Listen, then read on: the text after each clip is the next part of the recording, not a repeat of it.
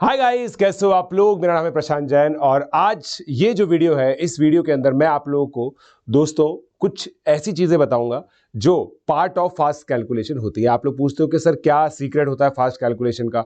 मैं लगातार ये चीज बोलता आया हूं कि there is no shortcut to success, there is no shortcut to fast calculation. There are certain tricks, certain tips, but वो मुझे पर्सनली ऐसा लगता है कि याद नहीं आती unless they are part of the memory. कुछ मैनिपुलेशंस मैंने आप लोगों को इतने टाइम से बताए हैं, ठीक है, जो जैसे क्वाड्रेटिक इक्वेशन फास्ट कैसे सॉल्व करते हैं, एपी के nth टर्म फास्ट कैसे लिखते हैं, स्ट्रेट लाइन की इक्वेशन फास्ट कैसे लिखते हैं, डिटर्मिनेंट फास्ट सॉल्व कैसे करते हैं। तो ये सारी चीजें मैंने आप लोगों के लिए कवर की है। बट आप लोग ने देखा होगा कि जब हम सॉल्व भी करते हैं तो there is a I would say कि एक थोड़ी सी उसके अंदर भी एक स्पीड रहती है। तो वो कैसे अचीव की जाती है उसके बारे में आज हम लोग बात करते हैं।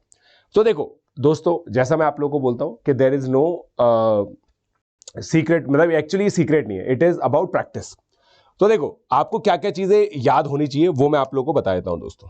ठीक है, सबसे पहले आप लोगों को दोस्तों 30 तक की टेबल्स याद होनी चाहिए। ठीक है, 30 तक की टेबल्स। ओके, अब ऐसा नहीं कि सर 25 की टेबल देखो हमें याद है ना। 30 तक की प्रॉपर टेबल्स याद होनी चाहिए। कुछ लोगों को 50 तक की भी होती है। और या फिर आपका जो एडिशन है ना, सक्सेसिव एडिशन, वो इतना सुपर सॉलिड होना चाहिए कि आप लोग टेबल जनरेट कर सको। जैसा अगर मुझे मान लो 28 की टेबल लिखनी है, ठीक है, 28, 56, 84, 112, 140, 168, तो ये अब मैं लिख रहा हूं ना दोस्तों, तो बेसिकली मुझे टेबल याद है इसलिए लिख रहा हूं मैं। ऐसा नहीं कि भाई सर ये तो हम लोग मल्टीप्लाई कर सकते हैं। तो 30 तक की टेबल आपको याद होनी चाहिए। ठीक है, इसका क्या रीजन है मैं आप लोगों को बताऊंगा दोस्तों। काफी जगह पे मैंने देखा है कि ये कैलकुलेशंस यूज होती हैं एज इट इज। उसके अलावा 30 तक परफेक्ट स्क्वायर्स याद होने चाहिए आपको। ठीक है, ये परफेक्ट स्क्वायर्स आपको याद होने ही चाहिए। अगर याद होंगे तो आपको नंबर्स विजुलाइज होंगे। ठीक है, कुछ लोगों को 50 तक याद होते हैं। अगर 50 तक याद कर सकते हो तो बहुत ही बढ़िया। मैं तो 50 तक ही रिकमेंड करता हूं, बट 30 तक तो याद होने ही चाहिए। ठीक है, जब आपको याद होते हैं ना तब आपको ये पैटर्न चमकते हैं। जैसे बहुत सारे बच्चे होते हैं, उनको ये फैक्ट है, बहुत सिंपल सा फैक्ट है, राइट, कि ये के स्क्वायर होता है। वो इस चीज को विजुलाइज ही नहीं कर पाते। जबकि अगर आपको ये परफेक्ट स्क्वायर याद है ना, तो आपने देखा है ये चीज। क्या देखो, पहला स्क्वायर 1 है, फिर 4 है, फिर 9 है, फिर 16 है, तो इसका डिफरेंस 3 है, इसका डिफरेंस 5 है, इनका डिफरेंस 7 है, तो ये कंसेक्यूटिव ऑड नंबर है। तो ये सब पैटर्न आप तब अप्रिशिएट कर पाते हो जब आपकी मेमोरी बेस के अंदर वो है। This is one thing. फिर आपको 15 तक के क्यूब्स याद होने चाहिए, राइट, 15 तक के क्यूब्स याद होने चाहिए। अब जैसे देखो मैं आपको बताता हूं, ये दो नंबर लिखता हूं, 2187, 2197। ठीक है, ये दोस्तों 3 की पावर 7 है और ये 13 की पावर 3 है। समझे आप मेरी बात को। तो अब देखो दोनों कंफ्यूजिंग से नंबर्स हैं, बट क्योंकि मुझे याद है कि यार ये 13 क्यूब है, ये 3 की पावर 7 है, तो इसलिए मुझे पता रहता है कि यार मुझे बेसिकली याद है। फिर 2744 14 का क्यूब होता है, 3375 15 का क्यूब होता है। ये देखना आप देखोगे जब आप जेई की तैयारी करते हो ना, और जेई के अंदर कैलकुलेशंस करते हो, तो कैलकुलेशंस का पार्ट होता है ये। मतलब मैंने तो काफी बार देखा हुआ है। उसके बाद दोस्तों 2 की पावर 1 से लेकर 2 की पावर 10 तक आपको याद होना चाहिए। 3 की पावर 1 से लेकर 3 की पावर 8 तक आपको याद होना चाहिए। 5 की पावर 1 से लेकर 5 की पावर 8 तक आप लोगों को याद होना चाहिए।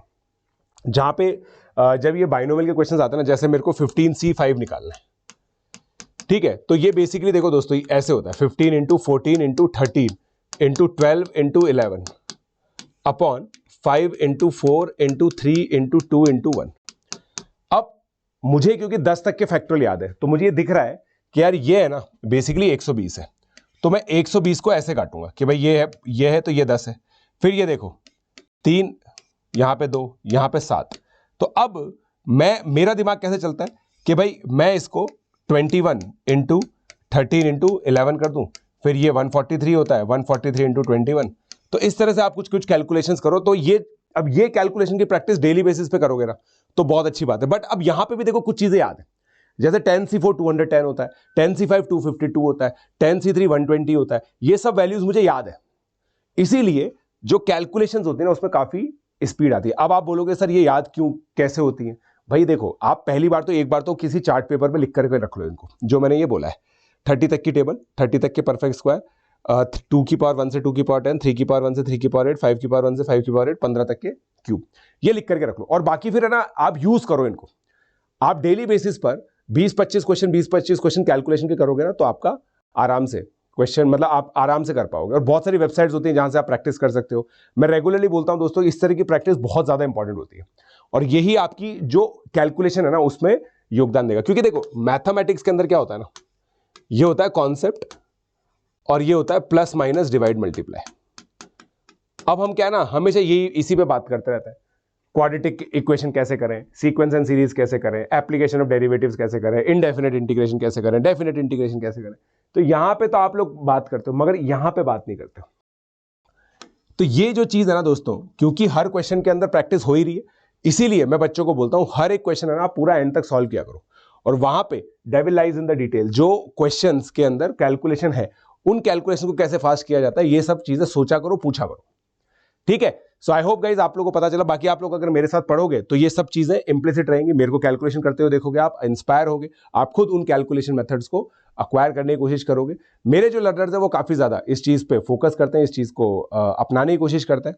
और इवेंचुअली जब वो मेरे से 1 साल, 1.5 साल, 2 साल पढ़ते हैं, तो बहुत सारे बच्चे ऐसे होते हैं जिनकी कैलकुलेशन मुझसे भी फास्ट हो जाती है। मैंने देखे हैं ऐसे बच्चे जो मेरे बैच में पढ़ के मुझसे भी फास्ट हो जाते हैं, which is a really honour moment for me.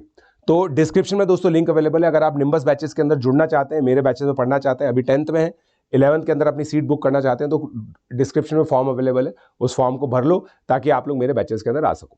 Let's crack it.